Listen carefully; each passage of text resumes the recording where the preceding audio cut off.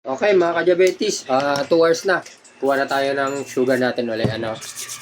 Check tayo kung gano'ng tinaas sa tikoy ng sugar natin. Tapos,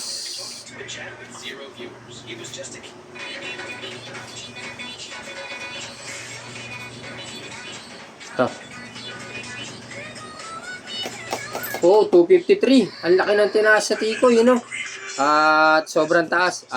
Follow, like, and share po. Nasa 90 plus. Sige po. Good morning, guys. Pagtaas kumain ng tikoy, ito po yung karuktong niya. Inom tayo ng glycoside saka bawang na dinigdik. Ang sugar natin pagtaas kumain ng tikoy is 253. Ngayon, inom tayo ng gamot. Tignan natin after 2 hours kung ilan ibababa niya.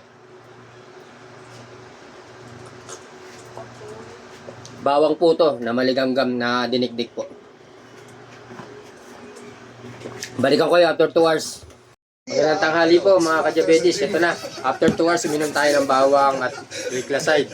Tignan natin kung gaano binaba ng sugar natin. Sa 253, tignan natin kung ilang binaba niya. Hindi po nanunuyo. Hindi nanunuyo? Kasi nga may toyo ka, kaya hindi siya nanunuyo.